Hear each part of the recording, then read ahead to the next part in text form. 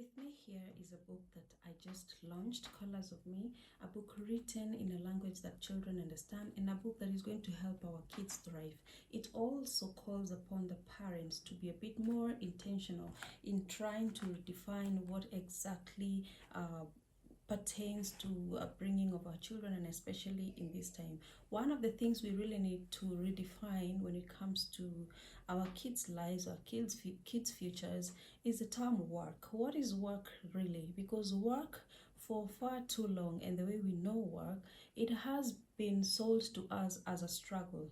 Work is something that you need to get up every day and do, whether you like it or not, whether you have the strength or not, so that you can just have your life going on, your bills paid, or even surviving. And that we now know and feel that it is no longer working for us. It is not also going to work for the children that we are raising. Work, for the longest of time, we feel or we have seen that it is kind of a transactional grind where survival has to be earned through sacrifice and pressure and often self-abandonment.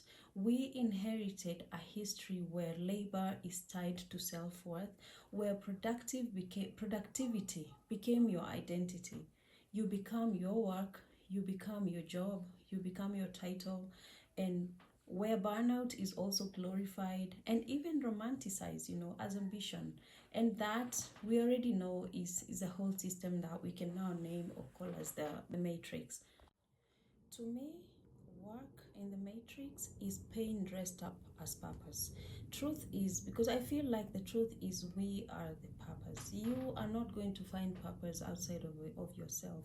And that is why we are taking so long until we get into a middle age, and you possibly cannot even tell anymore what is your identity, who you are, or what you even like to do, or what even your purpose is.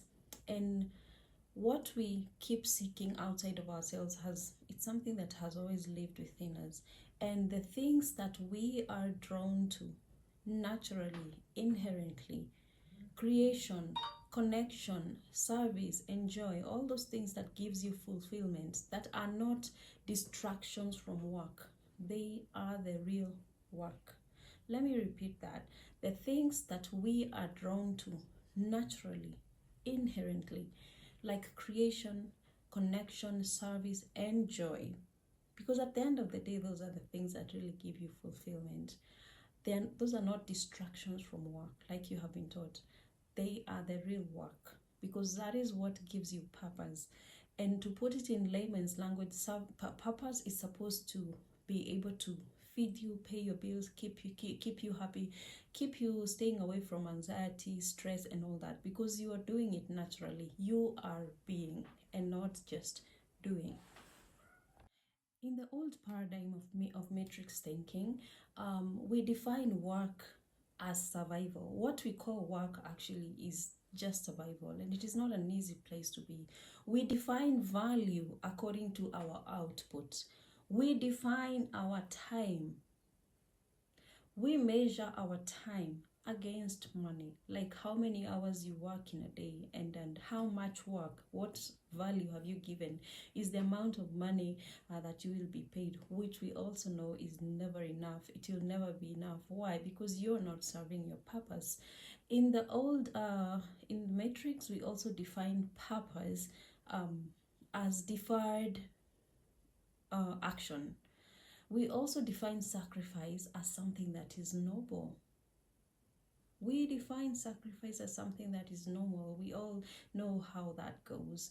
And we also define toxic work environment as something that is normal, that you don't have a choice, that you will leave a toxic environment at the end of the day, and you still need to go back, and you feel the need and the push to go back there tomorrow, not because you want to, but because you feel like you have to. It makes you feel lucky that you even have a job. The survival.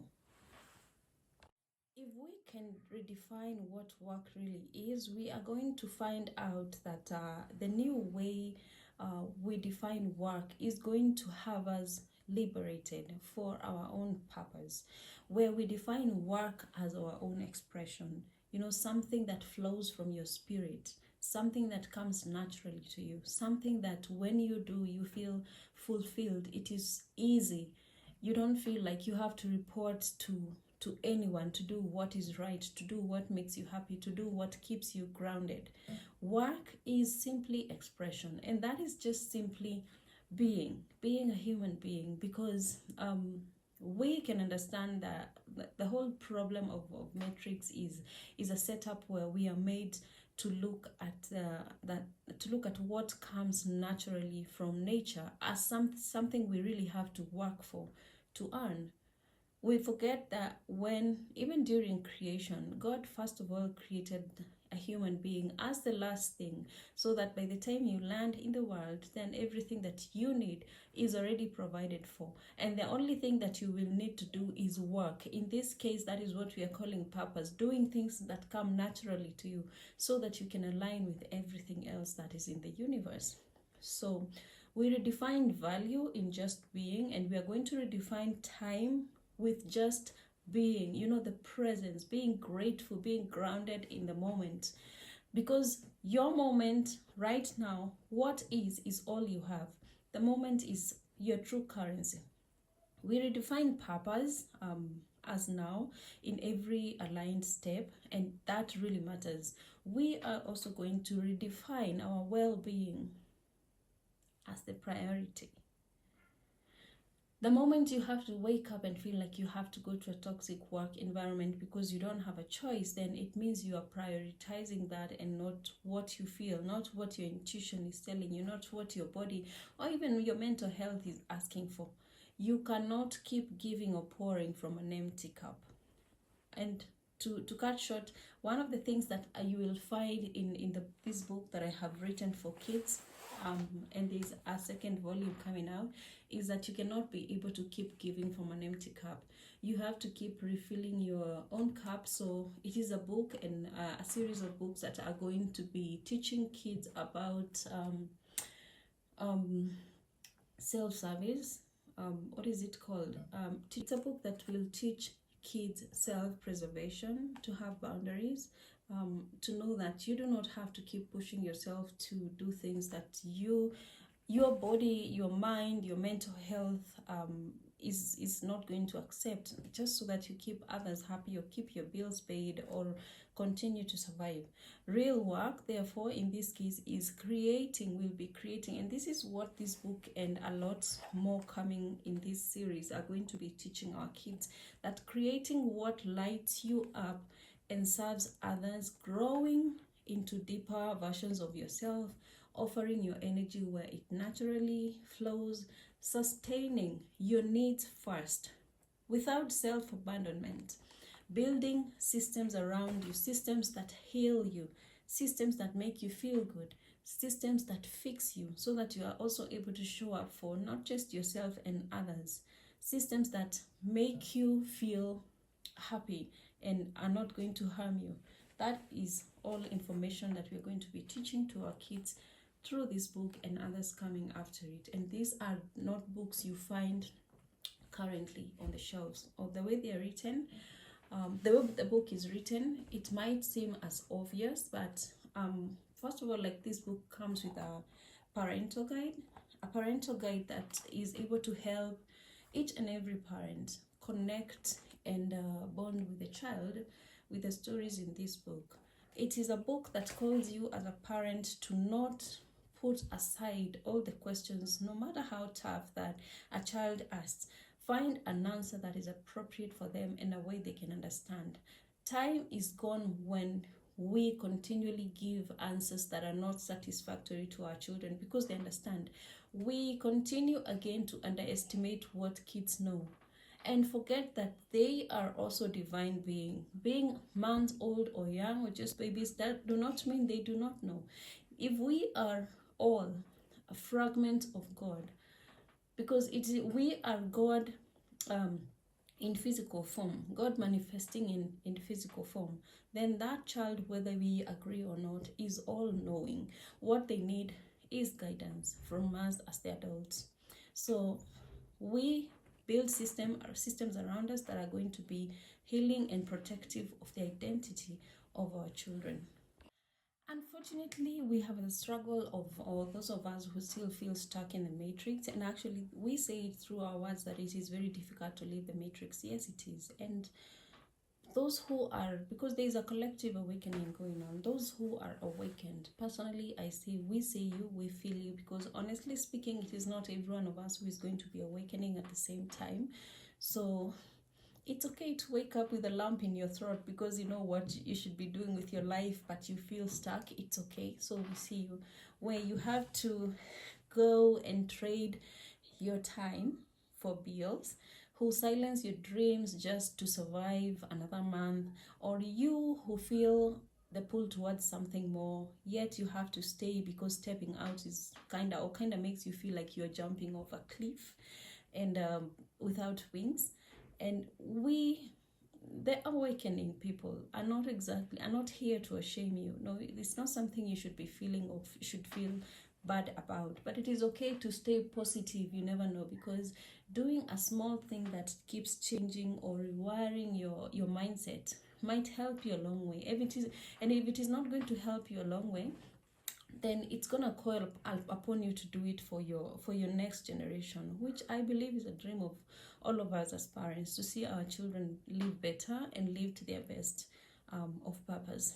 So we, or personally, is not trying to sell you a fantasy, because a lot of times when we speak about things this way, or when those enlightened or awakened people speak about these things, then there are a lot of others who see you like you're crazy, like you don't know what you're trying to talk about, like you're just lazy, like you just don't want to hustle. But honestly speaking, naturally, there are some of us who just can never fit in being employment environment. It is for that very reason. Being enlightened, we all know how when anyone shows up in the office with a different or an unconventional idea in the office, and it kind of looks like it's shining, you make others, there are a lot of people you make uncomfortable. It even could call for you being fired just because you have brighter ideas. So you may not escape overnight, but you may not have the privilege to quit your job or burn them up or run to the hills. But start reclaiming yourself. There's small pieces. Like I said, if you're not going to be doing it for yourself, then do it for your kids. Keep an open mind. So for you who will stay in the matrix, there is truth and hope. Matrix is not just a job, it is a mindset, and even within it, you can decolonize your thoughts. Look for the loopholes. You can question. By the way, it just starts with questioning everything else you've been taught. Because honestly speaking, everything that we have been taught, of course, has come from other people's thoughts, ideas, and even research. So it is just a matter of stopping and asking yourself, I have learned everything else that I needed to get externally. I drank from other people's ideas, I drowned in them and believed them as the truth.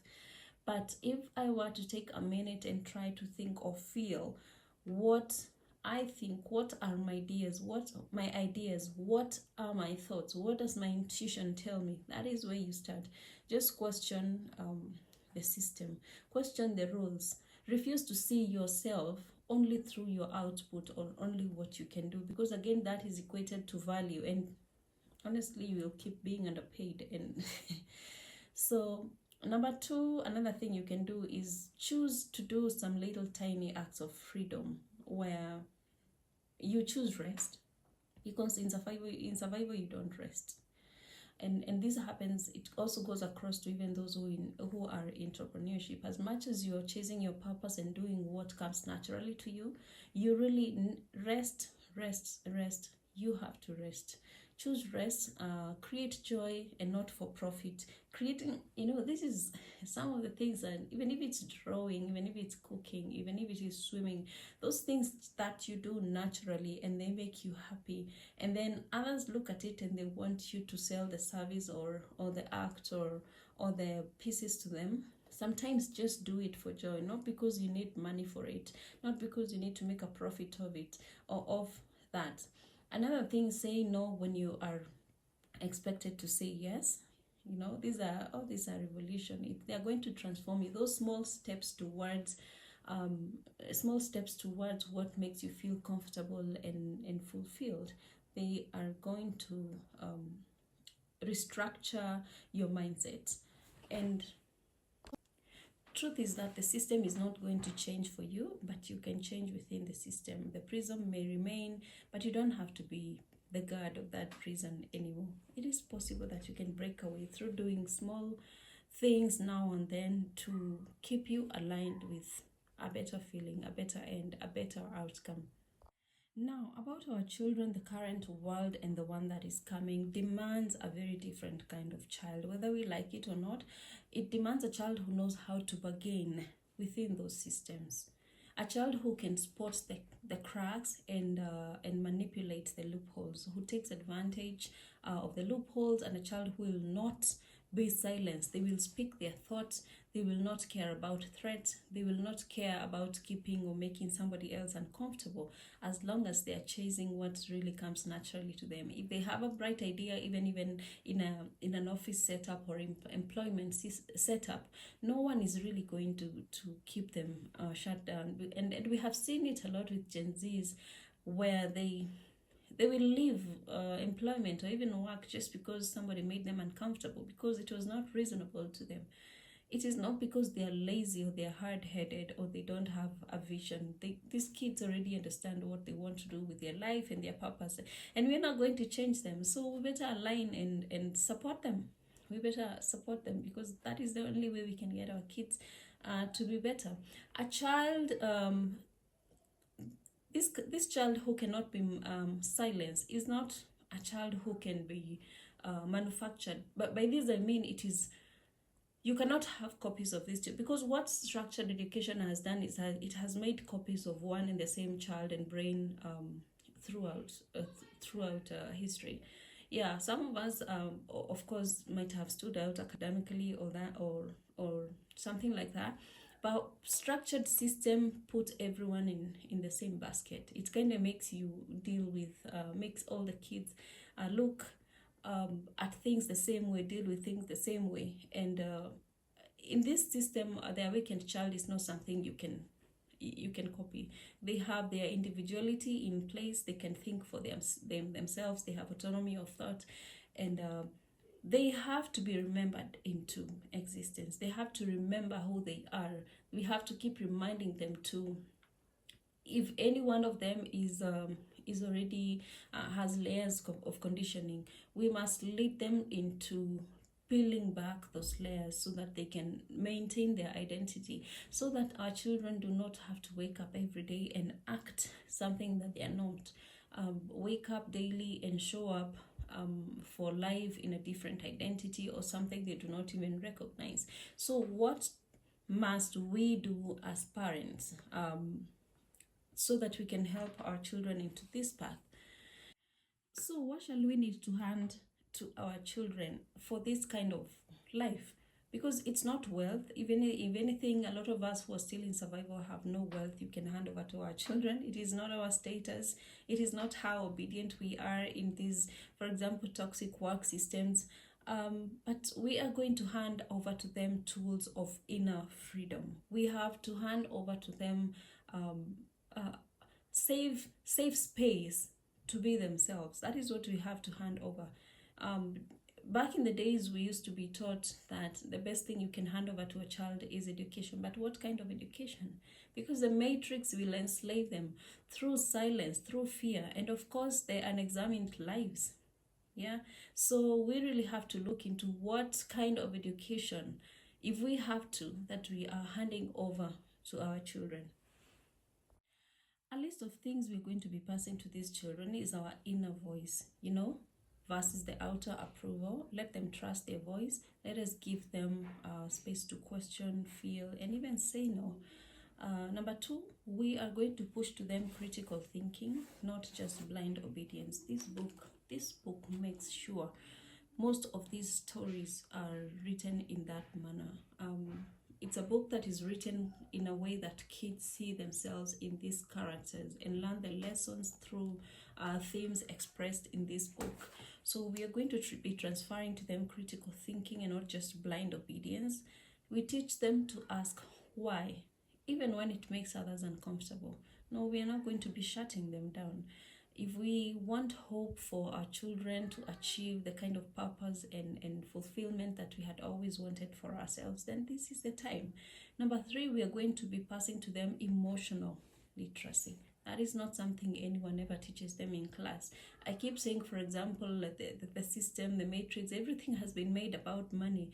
Yet you can be in school for 20 years, 18 to 20 years, and nobody ever teaches you anything to do with money. That is ridiculous. So so we teach them emotional literacy and ways for them to learn not to suppress their emotions. Let them feel deeply but still act consciously. We give them safe spaces to cry, to rage, to recalibrate, to rewire, to unwind, all that. Another thing we are going to hand them over to them are creativity, not compliance. The future belongs to the creative, because future belongs to the creative and not those who just comply. And again, that is what our system is about. It teaches them compliance and not creativity. Once you try, or a child tries to stand up and show others that they are bright, or they're intelligent about something, or they have great ideas, what the system does is make sure it nips that bud. It makes sure or tries to smoothen the rough edges of that child, totally giving them a different identity. So we are going to let them imagine and make and dream without the really necessary outcome. Another thing we're going to do is we're going to teach them to choose purpose over performance. Purpose over performance. All these things are about the system. And most of us getting into our older ages and breaking down into depression, anxiety, and a lot of mental illnesses, just because throughout our lives we have been taught to show up for how good we are in the purpose of performing. So we are going to teach our children that we will choose purpose over performance. And another last thing, what we'll teach them or pass to them is our legacy of truth.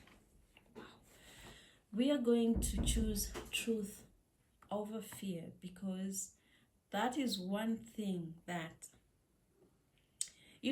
for example, currently or in the present lives, we hear everyone saying, oh, I don't have friends around, I only have a small circle and all that, because we cannot be real with each other, because that is not how we have been taught. We cannot be real with each other. We cannot be humane enough. We don't feel like even the people we hang around are a safety net or a safety space for us, because all we have known is to show up wearing lies. Let me call it, it's just lies, not a truthful life. So we teach them legacy of truth, because as we have learned, or we know, is that a person who lives truthfully and authentically, or in every time you have to tell a story and you tell it in a truthful way, the next time you tell that story, you won't have nothing to keep remembering or struggling to remember. Once you live a life of honesty, a life of truth, then you won't have to struggle to go about the future, because it's like you have a blueprint of how things should be or turned out, without really having to try to grasp around for information, trying to fill in the spaces that you already told wrong. So if kids learn how to live their life truthfully, then fear about them will be gone, because there is nothing to fear. I keep saying, what you expose during the daylight, it has no power over you when it is dark. So we pass down our honest evolution and not our fears, and let them witness our becoming, not just rules. So I write books for kids, call out to that child to live their best life authentically, and to the parent, the creator, the breaker of cycles. You're already doing the most You know, what you're doing is sacred. When a child comes into the universe or into the world through you, then you're made custodian to that child. So what we need to learn is we are not here to sculpt them or to make them our idea into our idea of what is successful, what is beautiful, or what is great. No, your ideas are yours. They're here to live their life. You're the custodian. Your work is to guide them, not to sculpt them, not to really shape them, but to guide them to what really will help them become the best version of themselves. So let us look into what our children read, learn, or even interact with. Let us raise children who cannot be silenced. Let us raise kids who redefine work as soul aligned living and not the hustle and the pain that we've had to go through. Let us honor those still walking through the matrix. So we see you if you feel stuck in the system, but there's something you can do, just a little bit of positivity every day and intention, so that at least you can do it for the newer generation. Then let us never forget that we are the purpose. How do we do that for our children? By first of all exposing them to materials that support their authentic self, that support their journey. Colors of Me is one of those books, and there are a lot more coming. I think in a very short period of time we should have the second volume coming out. So I urge you as a parent to get this book and let us learn together. See you.